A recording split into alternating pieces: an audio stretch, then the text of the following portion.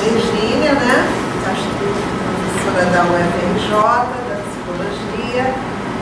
Fui orientadora da Rose, com muito prazer, no doutorado dela.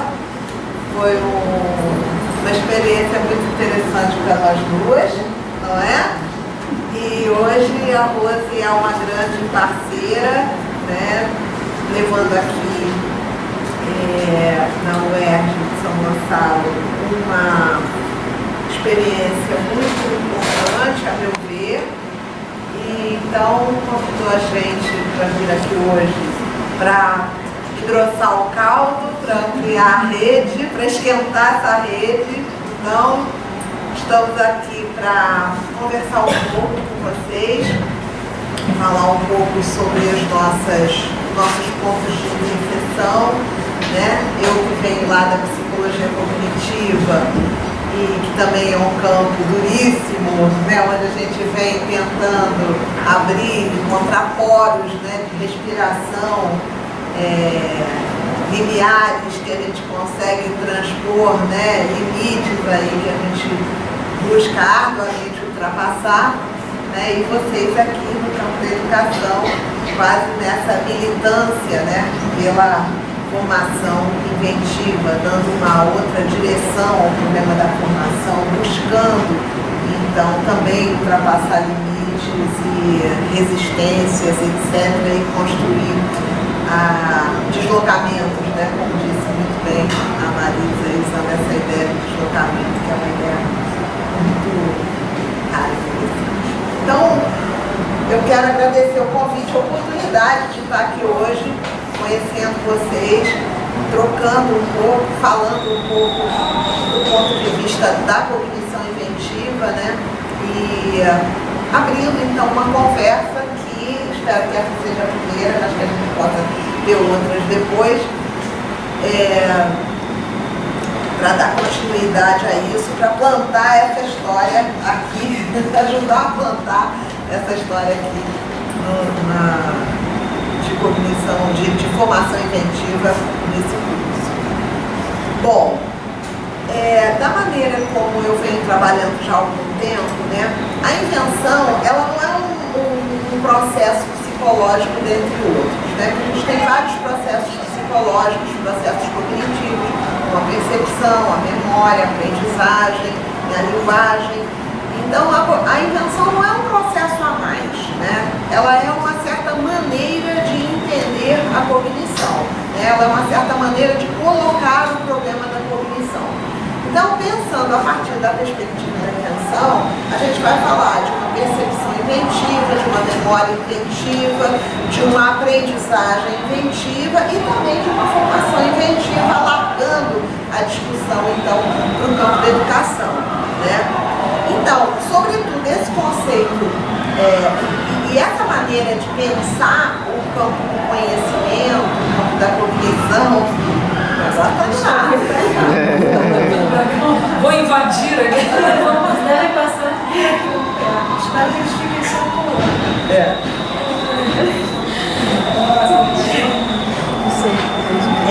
mas o que eu acho que tem de ponto assim, mais fundamental para destacar, né, na ideia de aprendizagem inventiva, que é o conceito que vai mais diretamente desembocar na ideia da formação inventiva, né? É que a aprendizagem não é um processo de solução de problemas apenas, mas é também um processo de invenção de problemas, de problematização. Aprender começa por um momento de problematização, né? De invenção de problemas ou de posição de problemas, e envolve também a questão da invenção de mundo.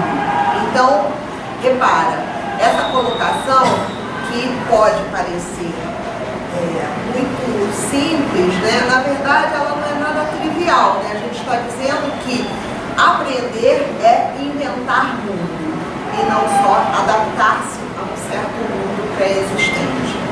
Então, assim, é impossível pensar a questão da invenção sem pensar as suas ressonâncias políticas, né? As suas implicações políticas. Porque pensar na questão da aprendizagem e na questão da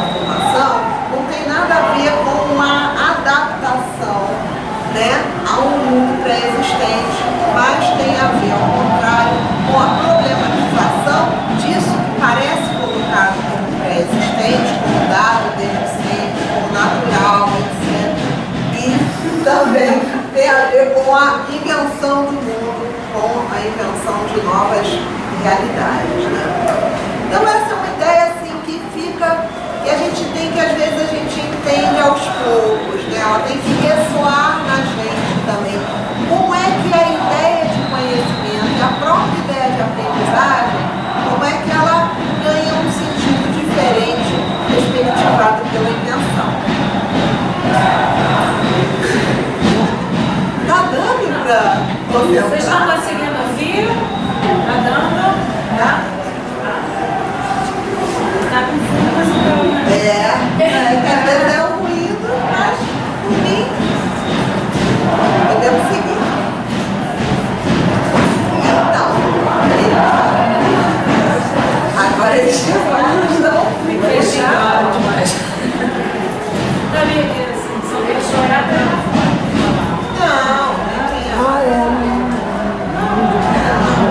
não, a Oi? ideia é essa. Produzir interferência. Acho que é essa a ideia, né? É só um fundo musical. A gente acha que é interessante saber se dá pra ouvir bem. Tá dando pra ouvir, Vocês estão conseguindo. Quem quiser sentar aqui, Aqui tem as 8 cadeiras nós fiz aqui na frente. Daqui a pouco eles vão para outro É lugar. o cotidiano imprevisibilidade. Isso. Você tem que sentar aqui na frente, não é teatro participação. Não. A gente não vai botar vocês em cima. Vamos fazer perguntas. Não, deixa eu ver.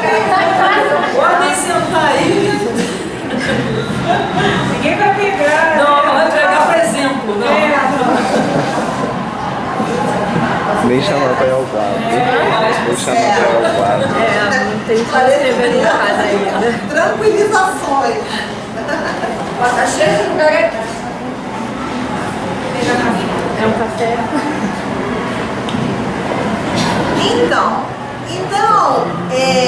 o que a gente vai Não tem nesse o que a gente vai tentar entender é como é que essa colocação, Não, tem né, de que problema. conhecer é problematizar e ao mesmo tempo pensar o mundo nas suas explicações para o campo da aprendizagem e para o campo da formação, né? Como é que isso aí, então, vai muito além de uma posição teórica, mas vai se constituir nisso que a gente chama de uma política da cognição.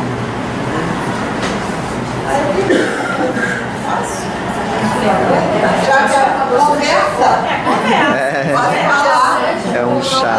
Um pouquinho antes. Alguém quer um Aí café? você esquenta, não. Eu quero. Joyce, dá café aí, eu quero.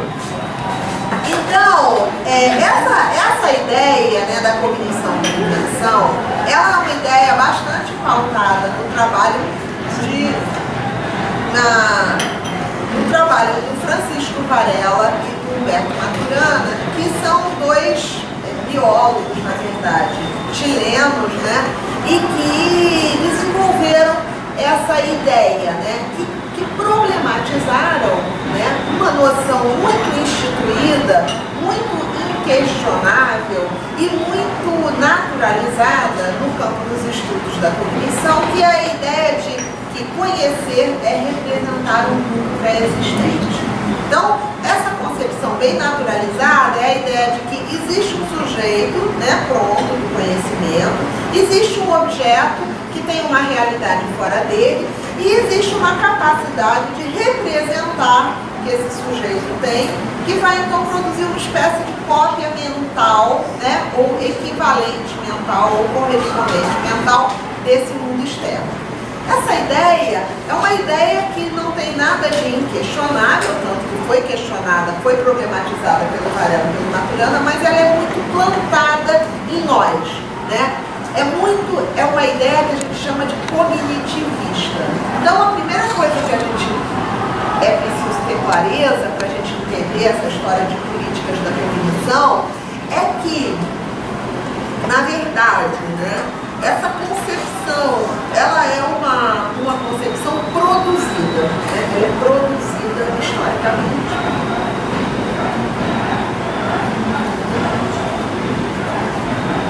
Tá ótimo. Podem pegar.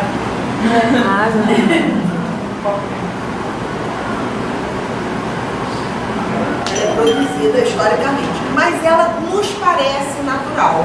Ela parece para a gente a ideia mais natural possível. Então ela está, de certa forma, construída em nós e ela é veiculada também nos livros. Então o que a gente tem que fazer a distinção de cara é a distinção entre estudo da cognição e cognitivismo. Então essa posição, que é a posição cognitivista, que trabalha com o modelo da representação, é uma das posições dentro do estudo da cognição, o que não significa que ela é a mais verdadeira nem a única. Então o estudo da cognição ele é muito mais amplo do que o estudo, do que a abordagem cognitivista, do que a abordagem da representação. A abordagem da representação é uma das versões, né? É uma das maneiras de entender o conhecimento, quando a abordagem, por exemplo, autopoética ou enativa, tal como foi formulada lá pelo Varela e pelo Maturana, ou a abordagem da cognição inventiva, que é como a gente chama, né, é uma outra forma de pensar. Então, no princípio, são duas maneiras diferentes de trabalhar com a questão da cognição e não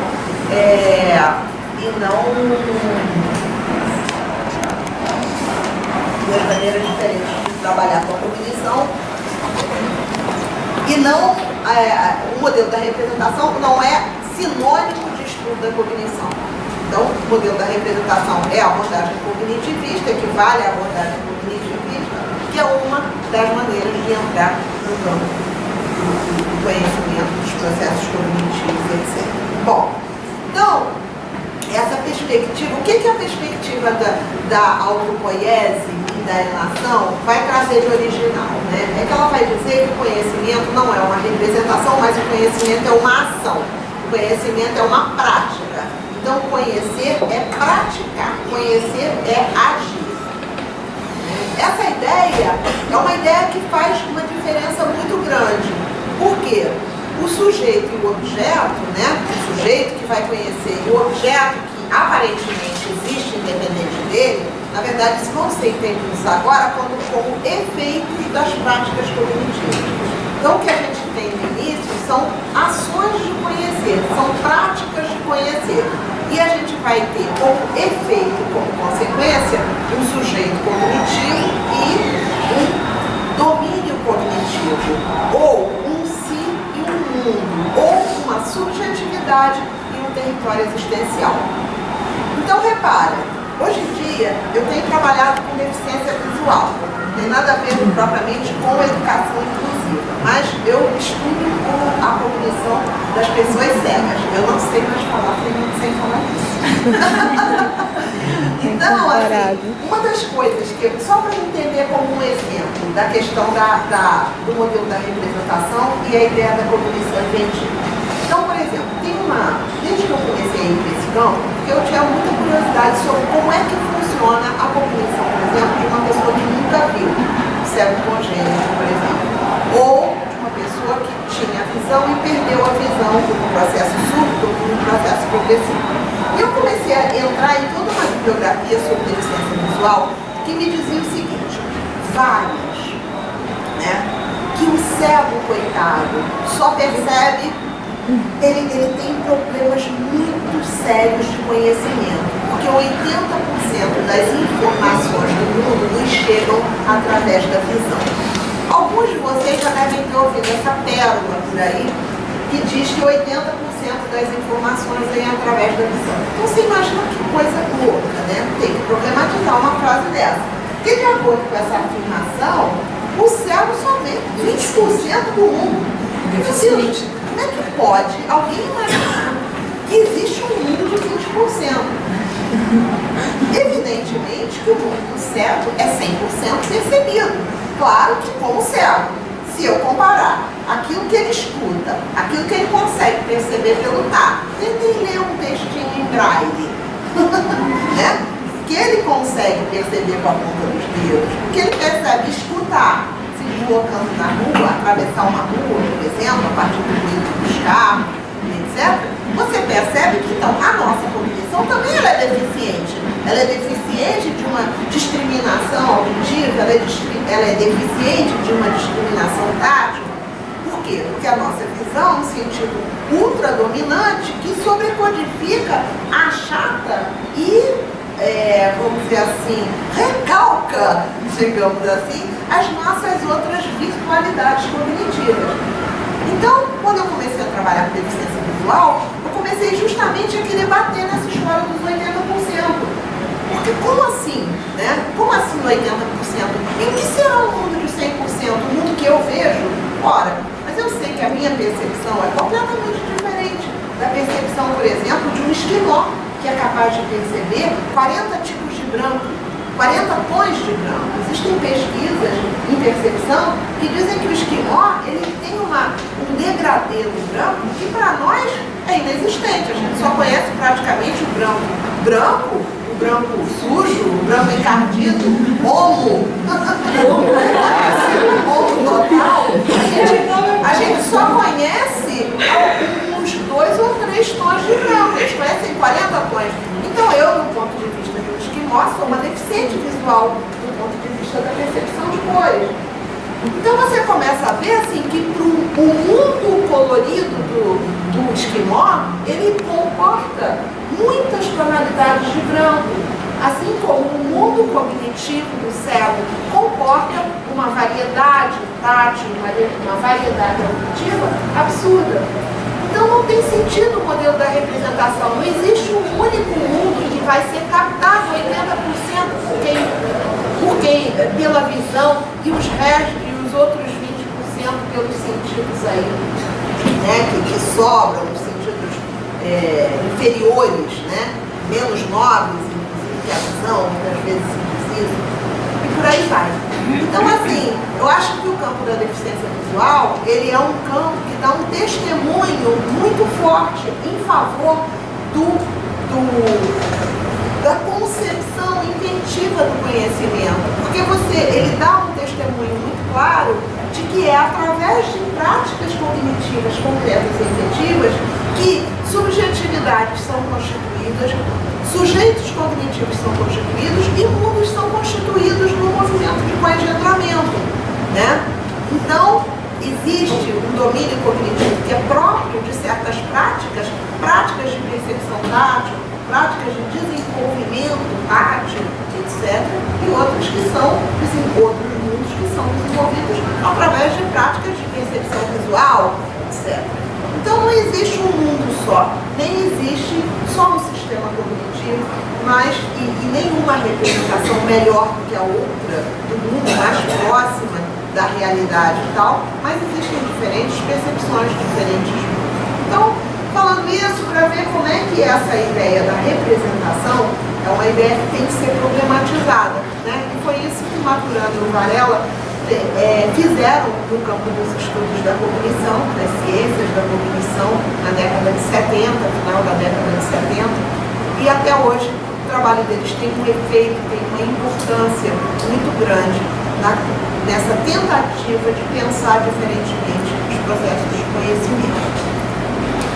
No nosso caso, né, o Deleuze e o Guattari são intercessores muito fortes também, são intercessores muito importantes, porque eles, por um outro caminho, lá no campo da filosofia, eles também questionaram o modelo da representação por uma outra trajetória, por outras razões, contra outros autores, contra outros inimigos, encontrando outras resistências, mas que de alguma forma nos levaram numa mesma direção. Então eles nos ajudam a pensar também a ideia de que não existe um sujeito pronto, não existe um sujeito essencial, não existe um sujeito fundamento, mas existe um processo de produção de subjetividade através de práticas concretas. Então, se a gente pensa a atividade dentro da escola, as subjetividades que vão ser constituídas ali, né, elas vão ser constituídas através de práticas concretas. Então, nós não podemos pensar o aluno como sendo um sujeito, eu como sendo um professor, como sendo um outro sujeito, psicólogo um outro, né? Pessoas que têm uma realidade dada e que chegam ali vão representar o outro, simplesmente. Mas eles vão o quê? Todas essas subjetividades que fazem parte dessa rede, escola, formação, sala de aula, etc., toda essa rede que é social muito mais ampla, né, ela vai ser constituída através de práticas concretas, práticas que são ao mesmo tempo cognitivas e existenciais. Então, acho que esse instrumental da cognição inventiva e dos estudos da produção de subjetividade, eles reconfiguram completamente a nossa maneira de estar nesse trabalho junto à formação.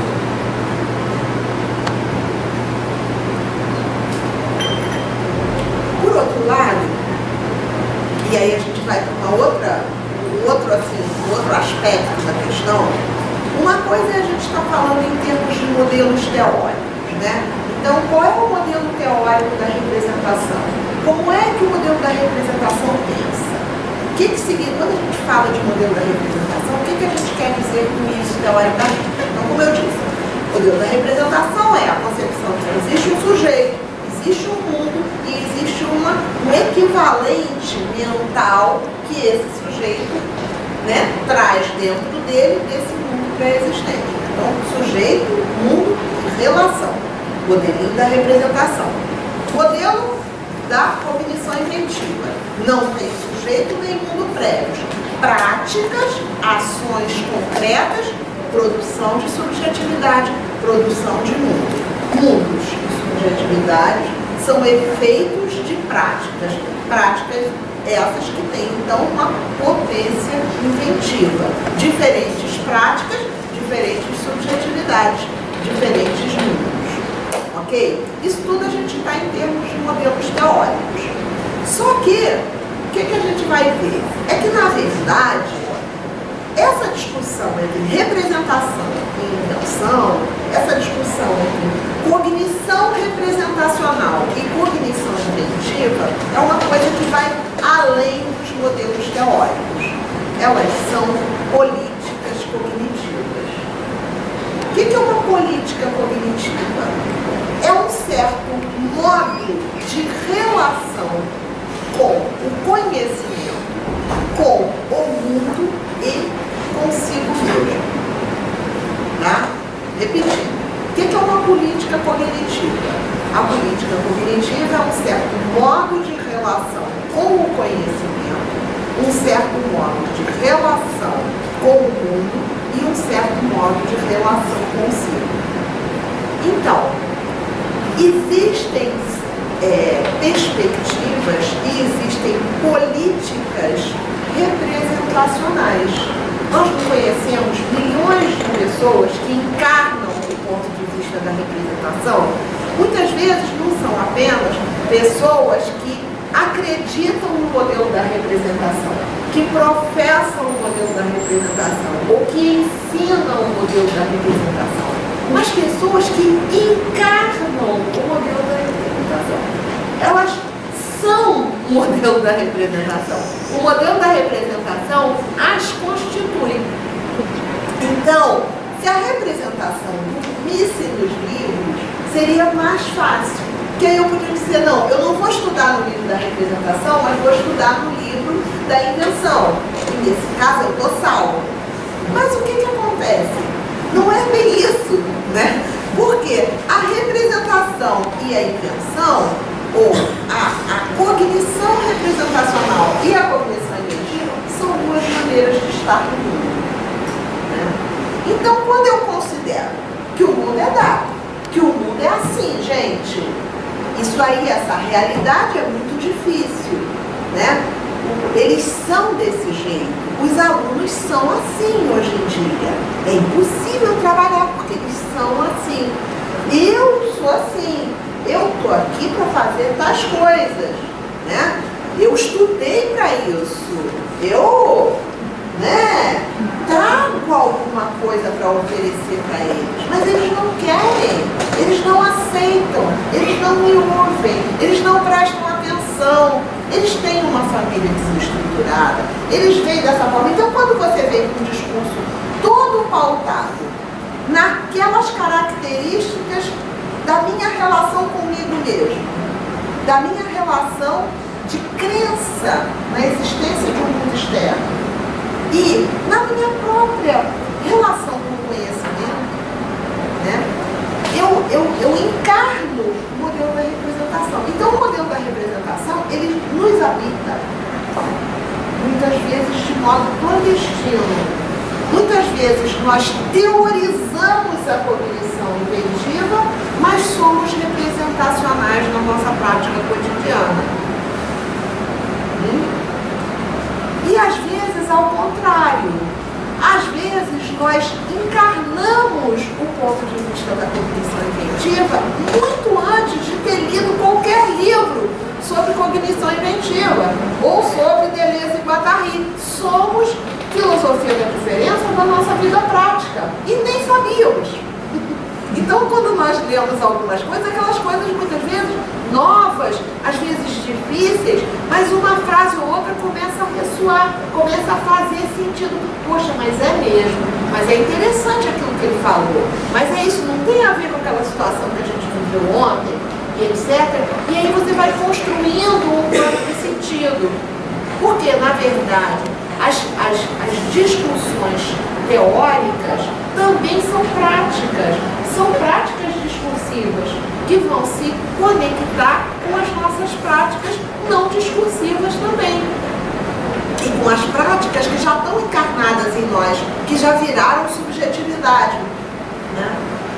Então essa questão, ela é interessante porque o estudo é uma prática entre outras. Ou seja, eu posso estudar direitinho um livro sobre produção de subjetividade, sobre cognição inventiva, ou sobre estudar a cartilha de Deleuze e Guattari, Foucault, etc. E aquilo, na verdade, não entra em mim. Eu continuo na minha prática cotidiana trabalhando exatamente com o modelo da representação, né? E outras vezes isso. Pessoas que trabalham no cotidiano de sala de aula, quantas pérolas a gente encontra por aí que não tem propriamente uma formação nessa direção e são inventivas no seu cotidiano e criam todo dia, e inventam práticas e se arriscam e estão ali, problematizam ideias prontas, e estão criando linhas de fuga, e estão encontrando os poros, estão descobrindo limiares para serem ultrapassados, isso sem precisar ter lido todas as coisas.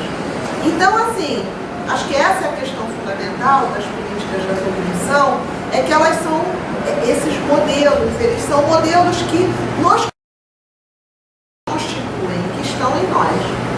O estudo é importante? Eu acho super importante. Acho muito importante construir políticas cognitivas nos processos de formação.